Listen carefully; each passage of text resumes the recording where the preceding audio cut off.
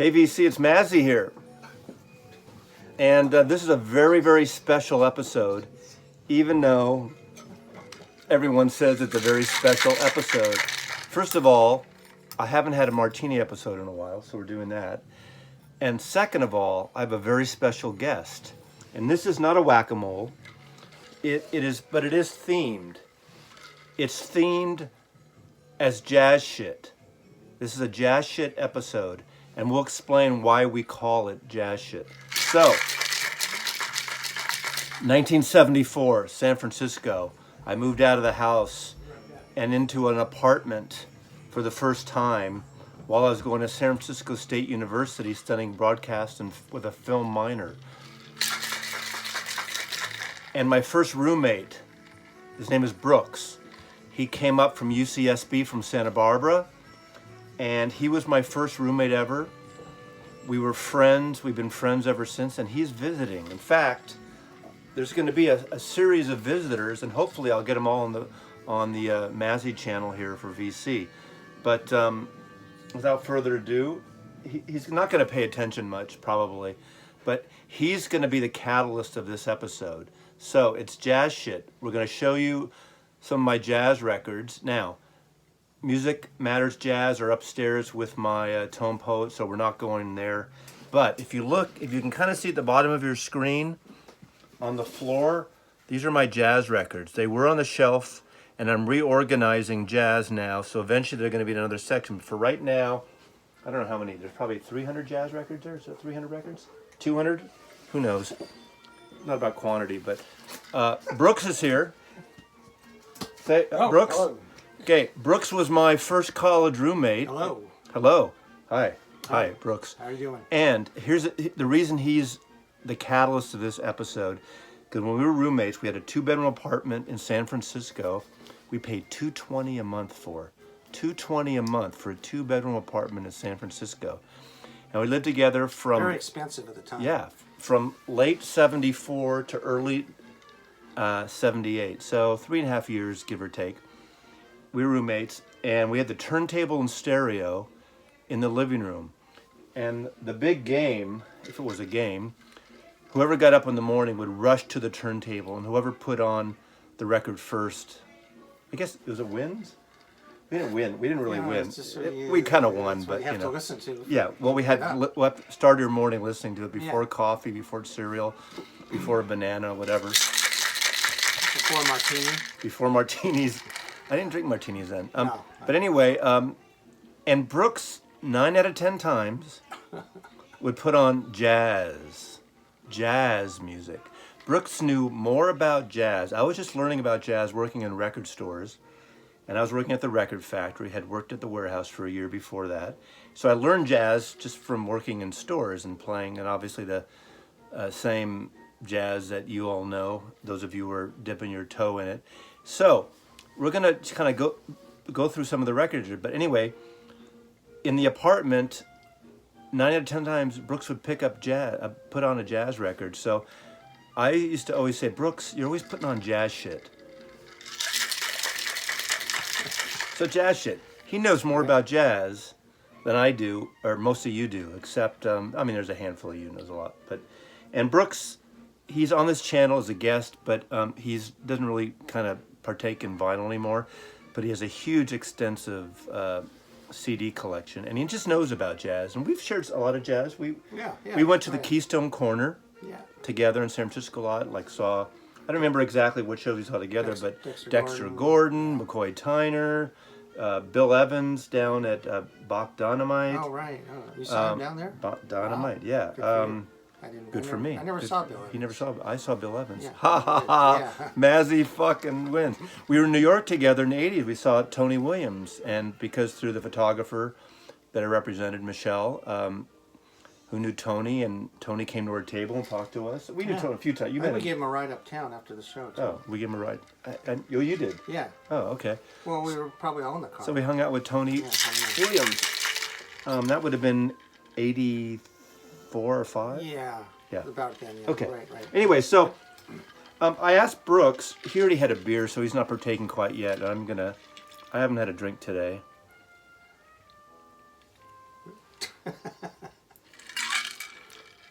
Nice. Refreshing. This is a Hendrix Dry 1 Olive. Okay, so, yes. So Brooks is going to just pull some of the records and we'll showcase them, talk about them. I might ask questions and see what we come up with. There's some music in the background, but you're not supposed to hear it because we don't want to get tagged. Hopefully it's soft enough. Maybe I should turn it down a little bit, but anyway. And if you have to take them out, if we don't want to get glare. I don't need to take it out. Oh, okay, is it going to be glare? We'll make sure. Get way up there. You're not experienced on this. Come on. No, I'm not. Okay, see that? No, see that glare? Yeah, so you want to tilt it like that. See? You get that. That's yeah, okay, good. there you go. All right. You know, you kind of get your act together, right. Brooks, here. This is professionalism. Well, you don't want to go that way because you get more of a... Well, I'm not used to the room. Yeah, the room's tuned to Mazzy, not to Brooks. Right. Okay, so, friends for 45 years, right? Yeah. 45. Yeah, I think so. I think that's the record with the big hole in the middle. Yeah, right. 45. All right. Do you believe that's it? What's that record? This is Art Blakey, Jazz Messengers, Impulse. Yeah, that looks really grainy. Yeah, sorry about that. Okay, hold on anyway, I think I did it wrong. Yeah, I think I did something wrong there anyway. Oh, it's going to be grainy anyway because there's glossy covers. Yeah, okay. But you could do this. I meant to do the. I'm a professional. Right here. Impulse. What? It's on Impulse, it's but on the name of the album is Impulse with an exclamation mark. What a coincidence. Well, yeah, but it's actually a great album, and especially being on Impulse because Art Blakey did not. He's not known for his Impulse recordings necessarily. It's his Blue Note and some Riverside stuff and a lot of independent labels after that. But it's an all-star cast. It's got you've got your Lee Morgans, you've got your Curtis Fullers, you've got your Wayne Shorters, Bobby Timmons, and Jimmy Merritt. So how many Wayne Shorters are there, and how many Lee Morgans? You said you got your Lee Morgans. Like, are there 3 Lee Morgans on here? Well, they're on here. And this was like a classic assemblage of the Jazz Messengers back it's in interesting the 60s. that he's the main guy, and it says right here, Art Blakey appears through courtesy of Blue Note Records. Well, I guess that was the point, is he wasn't... You've got another album of Art Blakey's on Impulse, and that might be it. It might be just those 2. Is this a Van Gelder? Don't know. Actually. Wow. Do we have to read this stuff? We don't have to. Anyway, it's an excellent album. If you're an Art Blakey fan of the mid-60s, especially the Lee Morgan, Wayne Shorter, which was one of the best Art Blakey Jazz Messengers groups, this would be a must-have. Wow. Cool. That's Absolutely, cool. Yeah. Okay, let's get some more jazz. Come on, Brooksy. What else you got? What else do I got? I don't know. Pick whatever you want. Yeah, we're gonna have to, you talk and I'll grab something here. Okay, so I worked at the record factory and we needed some extra help for Christmas, so Brooks worked at the record store with me. So we were roommates together. We were in the broadcasting department in San Francisco State together. We're on the radio station together, and God, we're like a fucking married couple on jazz stuff. Okay. Okay. All right. Next is something we just pulled out just about 20 minutes ago. We're looking at. It's backwards. No, it won't be. Yeah. Okay.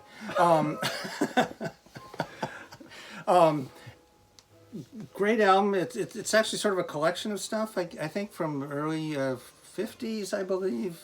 Dizzy Gillespie. There's some great vocal performances by him and Joe Carroll on here, and I don't know if this particular album in this format is still available or not, but once again, it's something that's Dizzy Gillespie DG days. Yeah, from when on the DG label. It was his own private label, I guess, and it's really great. This Joe Carroll vocalist is really amazing. He wasn't very prolific. He had a few albums on his own, but he's got a great voice, kind of a really upbeat kind of a sound, an improvising sound to him.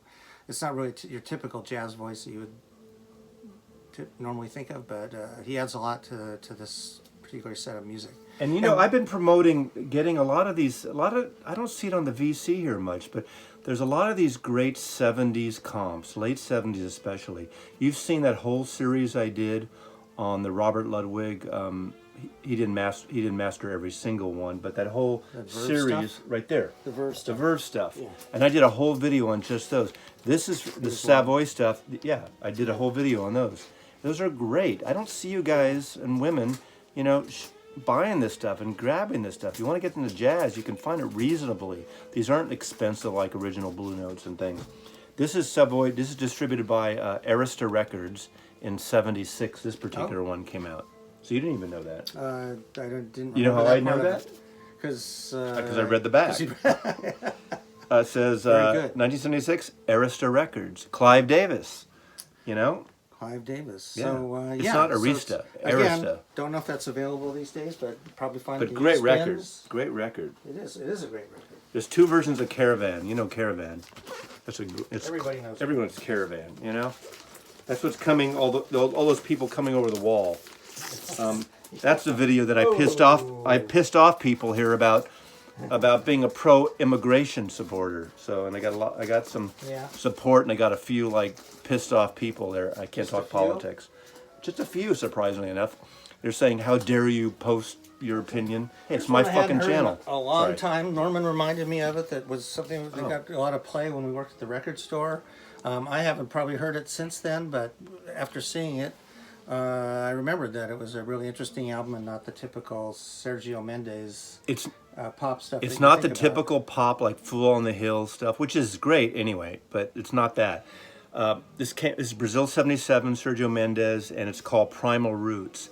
It's a wonderful record. A&M Records. This is probably my original copy. I'm going to guess and see if it's original. Yep. Looks original. It's original because it's the brown label before they did the big giant A&M with the kind of white and black. That big A&M, remember the A&M? Yes. Yeah. So this is an original from the '70s.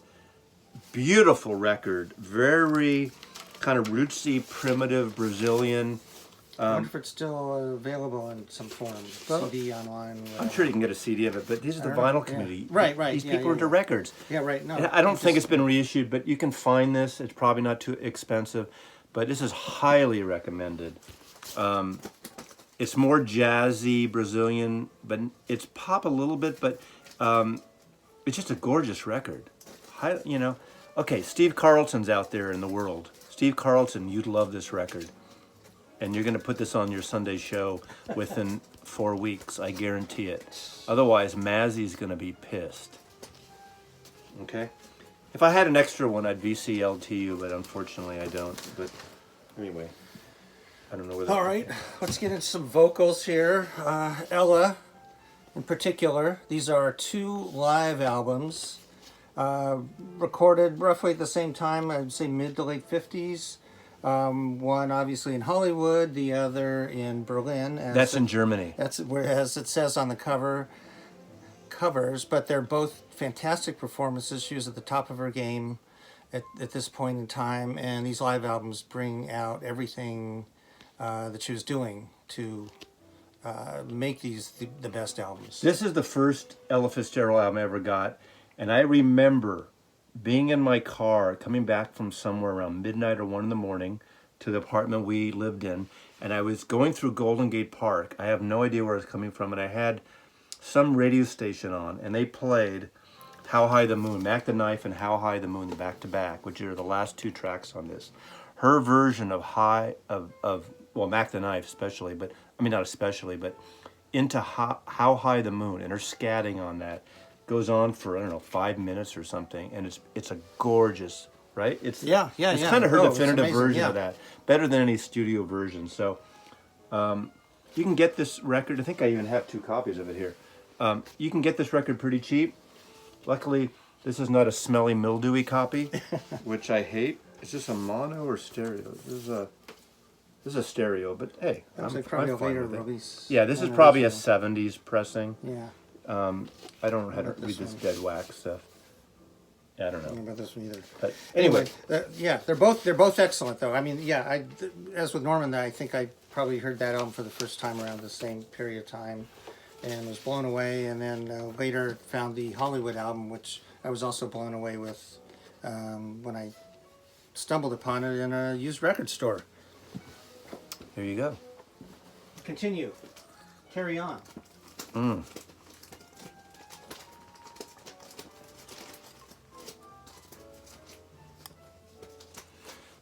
Zabadab-doo-da. Oh, the shark has pearly teeth, dear. Do-do-do-do, do-do-do. Do-do-do-do, do-do-do-do, do-do-do-do.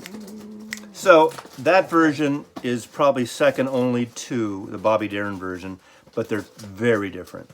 I mean, Bobby Darin has just like that, right? That swing. I mean, he has a swing. It's different than the jazzy thing. But Ella, you know, you can't have too much Ella. And the songbook, Verve songbook sessions, or all the, you know, Gershwin and the, what's the other, the Gershwin and the Cole Porter stuff. Oh, that, and even the duets with Louis Armstrong are great. Okay. Brooks, all right, moving Brooks. on. Charles Mingus. Everyone knows Charles Mingus. Everyone knows Everyone knows a lot of his classic albums. Oh, is it Yeah. Oh, good. I didn't know think, that. or maybe.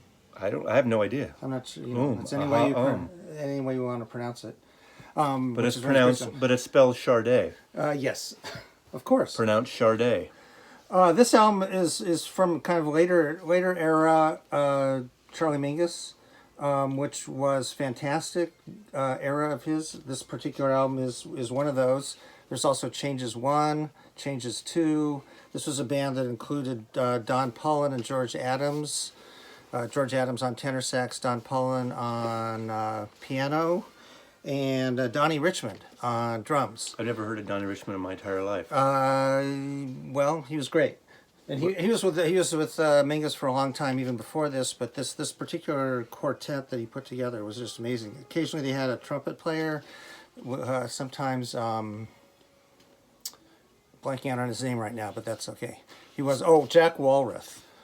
Not Walrus, Walrath. So was a trumpet player who played in this particular configuration. But anyway, these are really great. They're longer pieces. They stretch out, but particularly the duo of Don Pullen and George Adams were just amazing. After Mingus died, they continued on with their own quartet called the Don Pullen George Adams Quartet. Sometimes called the George Adams Don Pullen Quartet.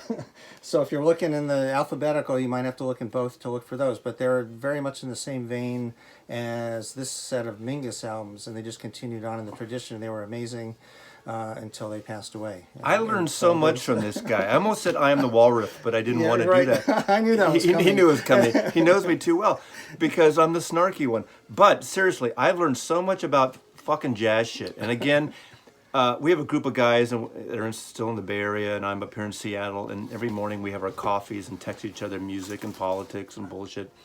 And a lot of times I'm listening to jazz shit, and it's the shit emoji. Now, again, we're not disparaging jazz. We love jazz, but it's a whole joke going back 45 years or 40 plus years of jazz shit. That's why this is the jazz shit episode. And I'm going to convince this guy. He's not a... Now, I think I've seen some VC people that... don't show a lot of records or more into CDs. So we need to get him in the CDs because his knowledge of jazz is valuable. So once he can kind of... Yeah, I'm serious. I'm not yanking his chain or cranking his wank or... That's better. Whatever. I'm the one drinking it. Yeah, right. Yeah. No, this is jazz education. I've seen a lot of VC people here really asking about jazz. And we're not showing kind of Blue and... Blue Train and every fucking record jazz with or this, Blue. which is what I was referring to earlier. One of the most famous Charlie Mingus albums, Mingus It's got all this Better Get It in Your Soul, Goodbye Pork Pie Hat, all this stuff. Most anybody who's at least experimenting with Charles Mingus probably has this album. Okay, who was Goodbye Pork Pie Hat written for? Lester Young. Okay, I was testing because I knew that he was the Pork Pie Hat. So. Yeah. Okay. Yeah, just toss it All there. right. It's just a fucking record. Just toss it in the pile, All Brooks. Right. Yeah, well, I'm just trying to... Toss that jazz shit in the pile. Here. I don't want people to be... there was a video about what's stressing your record collection. I'm a Virgo, so the stressing is when you got to file shit away after you pull like 50 records out. But whatever, alphabetically. Like, do you put Mingus under... Oh, no, that's the easy one. Okay. Sergio Mendes, or do you put in Mendes or Sergio Mendes because him the band or Brazil '66? I do it in Mendez. You know. I'll be right there. I'm gonna find something. There'll be something here. You know, if you've been watching, this is going on we for a go. long time because we don't give a shit. Yeah, here we go. Here's an interesting album. Not what you would expect from this particular artist, Herbie Mann, who's kind of known for all sorts of different sort of commercial ventures and questionable taste covers.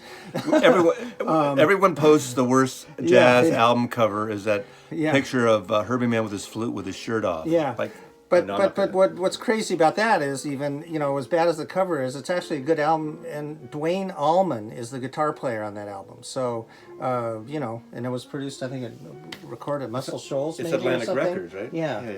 Is it Tom Dowd? Probably. He's not a Wouldn't be great surprised. producer. I think he's over, like, he produced Layla and it sounds shitty. But this album is interesting, and it was actually independently re-released recently on as a 2-record set. The complete Herbie Mann Live at Whiskey A Go Go, and it's got some interesting players on it too, and it's mostly just jam sessions. But Sonny Stitt. yeah, Sonny Stitt is on it. Miroslav Vitos, who's in the original Weather Report. Sonny Stitt is an amazing electric guitar player. Wild stuff. Wild, but not always. In fact, he has a couple albums that sound very much like Santana, if you can believe it. But you know, I'm shocked. yeah, and if you I'm stunned and find shocked. pretty much any Sonny Stitt album you can find would be worth getting. But anyway, so all these like interesting characters are on this, and not all of it is a great album, but it's worth exploring just because of Roy players Ayers playing at the Whiskey A Go Go, the whole thing.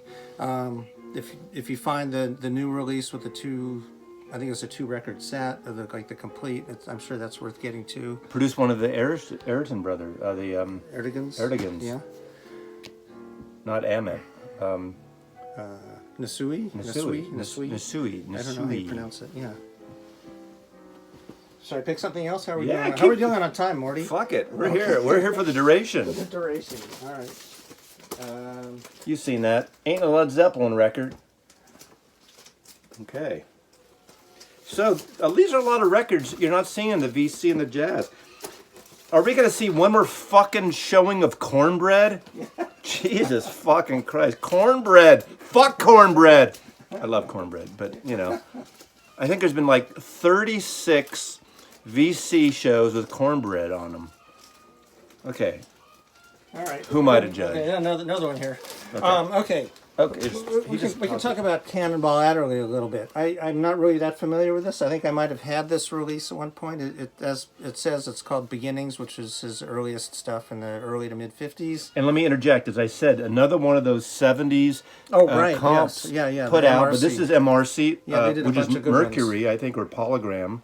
Polygram. Polygram reissued these. Again, 70s was a great time for comps when they found extra Yeah. tracks, they'd mix things up. Continue, Brooks. Yeah, and there was actually 2 Clifford Brown collections on this label that were outstanding. If you see those 2, well, there's a bunch of them anyway. It's a whole series of these. Yeah, you see they these. all have the same covers. Anything same with artists these in the did stores, covers, yeah. pick them up. Yeah.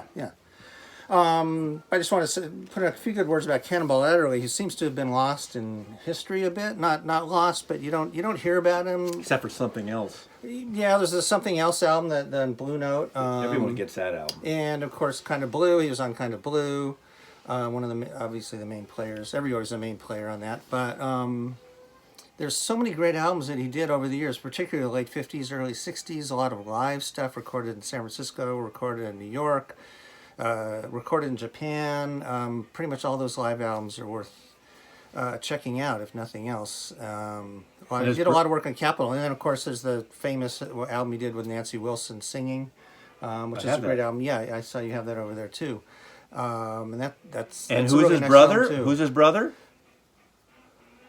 Who's Cannonball's brother? Yeah. Nat. Nat Adderly. Yes, of course. Come on, Brooks. I'm testing it. And those 2 together were amazing. Nat Adderly was great. He put out a bunch of albums after his brother Cannonball passed away, which were I haven't heard all of them, but a lot of them were on. I can't remember what label they were on, but and mixed they were good too. Mixed on here, there's Coltrane's on here, Jimmy Cobb. Oh, really? Junior Minnow, yeah. Horace Jim Silver. Maines, Horace Silver. I mean, Not on every track. Yeah. I mean, because they are kind of comped together. So you Yeah, put these. like I said, I'm not really familiar with this particular set of stuff. I know it's earlier stuff. Again, 76. I Yeah. tell you, as I did with those Verve collections, around 76 to 80, there was a Yeah. lot of great.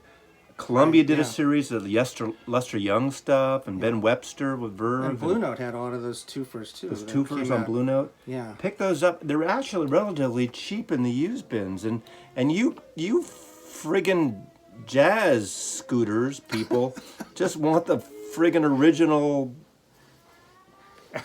model kind of blue shit. That jazz shit. There's so much shit beyond that jazz stuff that you need to get.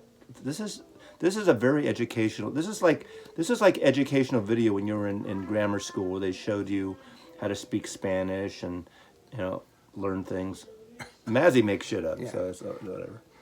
Okay. And I'm amazed that with all the reissues and rediscoveries of artists and stuff, the Cannonball, there hasn't been like a box set or a remastering of his, the early '60s live Cannonball sessions or, something like that. And I keep looking around and it's just, either low budget reissues or a couple of packagings of sort of thrown together haphazardly, and it's really too bad because he was really a great musician. Cool. Keep going. Keep it up. All right. Okay. All right. Pull a couple. So, Cannonball Adderly. We got Herbie Mann. We got Mingus. We got Brazil 66. We got Ella Fitzgerald. We got Dizzy Gillespie. We got Art Blakey. These are just a few of my favorite things. Yeah. That's a Coltrane. What's a Disney? Yeah. Right. Well, there's always Bob. There's always Bob Dorough. He is a guilty pleasure that I love. No, I don't think he's guilty pleasure. I think he's good. Well, he was okay, a good singer. He but was character. But he's what? got an unusual Okay. kind of singing style. But these kids on the VC, Yeah. you know who they know this guy from? Oh, from like was it Sesame Street or No, it's something? like ABC Rock That was or it, yeah, Jazz that's right. Rock Oh, or that's Rock. right. You guys know Bob Dorough from the jazz. It And was I don't know after those our albums time. at all, Yeah, we don't know them. We missed that generation. You kids, like under 50 or under 45, know that stuff. It was like alphabetical rock or Alphabet Rock. Hi, I'm Bob Dorough. Yeah. Ba-ba-da. Yeah, But you it's also kinda might know. Rose Allison-ish, but a different take on Yeah, that but sound. he's great. It really is. And this album was a good He has a one. great. Also, I have a great record there. I think on Inner City Records, and also you guys might know is a famous song he did with Miles Davis, the Christmas song. Oh, Blue. Blue Christmas. Christmas. Merry Christmas. It's Blue Christmas. I can't sing like him, but right. this is Inner City. This is Oh, this one. okay. Yeah, right.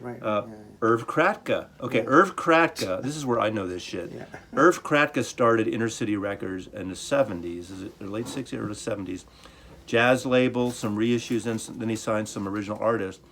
But he got his claim to fame, Irv Kratka, in New York, starting a record label called MMO, Music Minus One. Music Minus One records were a series of records, like let's say you played saxophone, you'd buy this record, it would have everything on it, and you get a chart, and it would have everything except the saxophone part. So it was like interactive. So you'd buy the record and you'd play along, you'd get the sheet music inside the record, and you'd play along with the record and it would have everything except the saxophone, or everything without the piano, or everything without, the clarinet or trumpet or whatever instrument. So Irv Kratka started Music Minus One. See, I know my jazz shit too. It's not just Brooks. I know this shit. I met Irv Kratka. I freelanced for him for 6 months. Yeah, I think I met him once with Yeah. Keystone. He's still alive, I think. He's an old Jew out of New York. Still alive. What? Oh, he's an elderly Jewish gentleman in hey, I can say this. But great stuff. Really good, kind of a cool voice.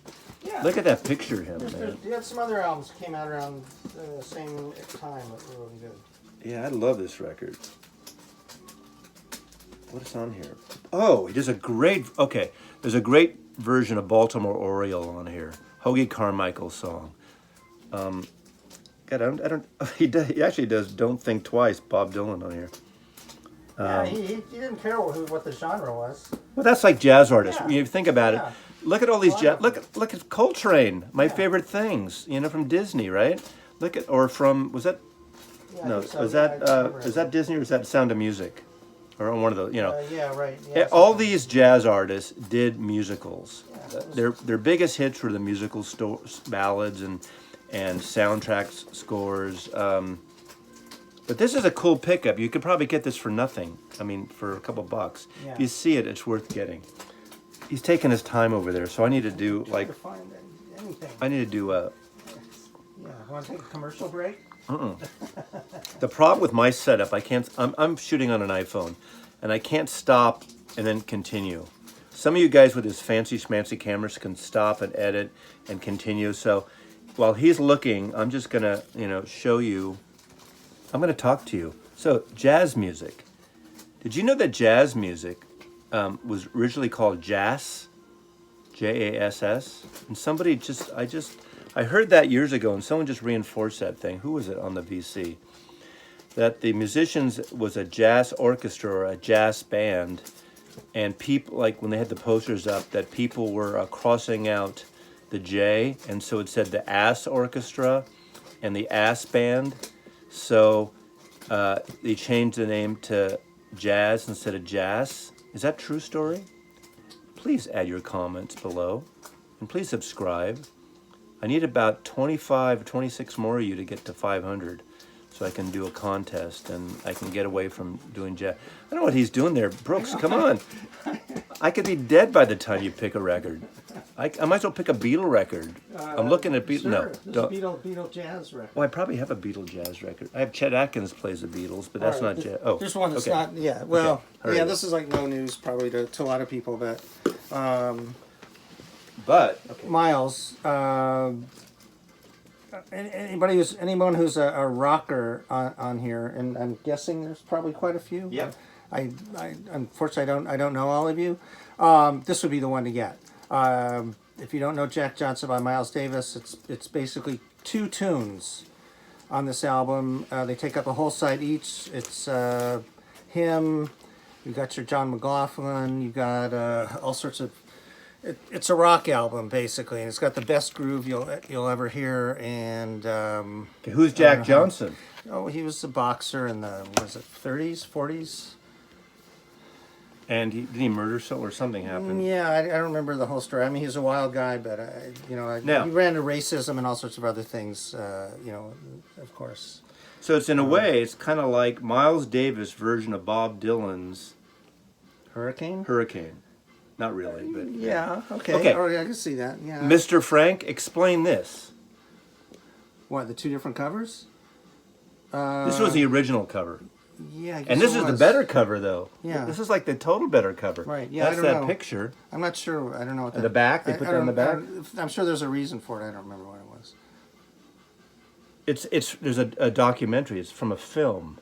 Did you know Yeah. that? See? Yeah. Produced right. by William Caton. Yeah. Music director, Teo Maceo. Right.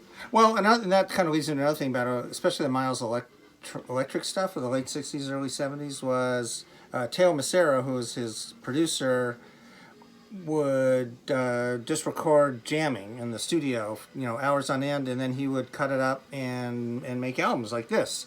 Like Live at the Fillmore record. Live at the Fillmore, Bitches Brew, all that electric stuff. So when you hear it on the way the original albums were released, that's not really the way they were recorded. In many cases, they were cut up and pieced back together, and they sound great. He did a great job with it. So there's, if you know about the Metal Spine reissues that Columbia did of Miles Davis catalog, CD box sets. yeah, it was CD only. They're filled with the full takes of these sessions from like this and Bitches Brew and Silent Way and all that kind of stuff. So you can hear what it sounded like live in the studio, and then you can hear what it sounded like after he went in and cut it up and reorganized it and made great albums out of them.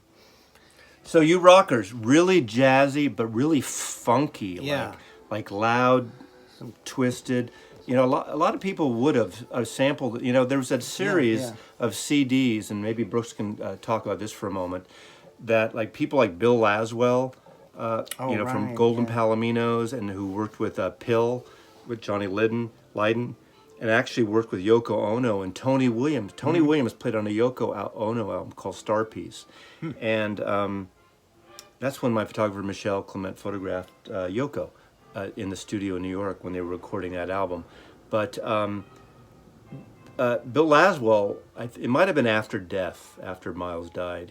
There's that Pantera or Yeah, Pantheon, right, yeah. or whatever. Yeah, there's it was definitely after Miles.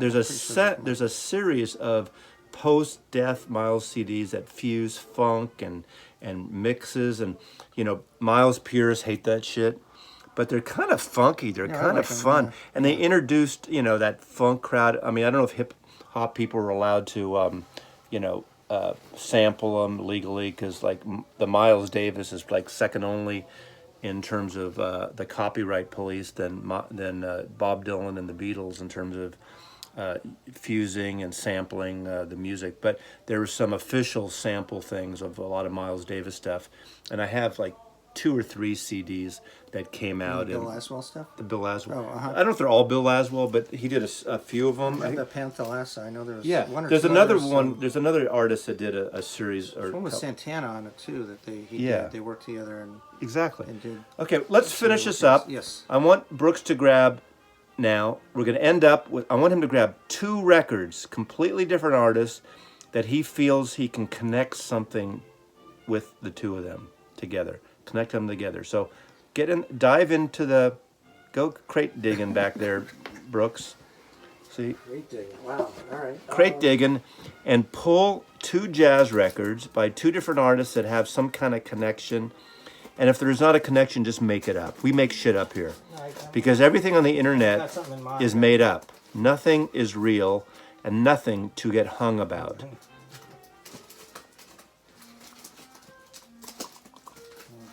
Here we go. All right. God, that was fast. That was faster than pulling one record last time. Fucking jazz shit, man. Trying to think of something there. Oh, okay. Okay, so we got 2 albums and 2 Impulse albums here.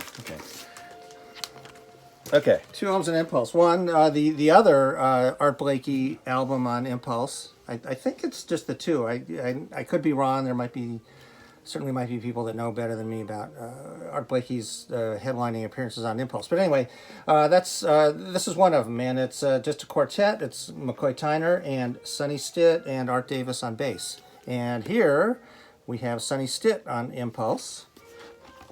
And the group in this one is Hank Jones on piano, who's part of the Jones Brothers, which is Elvin Jones and Thad Jones, the trumpet player. Elvin Jones, obviously the drummer from... Tom Jones wasn't one of them? No. Elvin Jones, the drummer for John Coltrane. That's not unusual. And had his own... a lot of his own great albums on his own. So... I'm just trying to think of 2 things to put together there. And Sonny Stitt. The Sonny Stitt. Yeah, that's the connection. Sonny Stitt. Sonny Stitt was an interesting character. He kind of like a freelance kind of guy. He was around for many years. He toured a lot, but I don't even know if he toured with his own band or he would always get pickup groups to play with. It was sort of an interesting character, and he was very influenced by Charlie Parker. He played alto sax.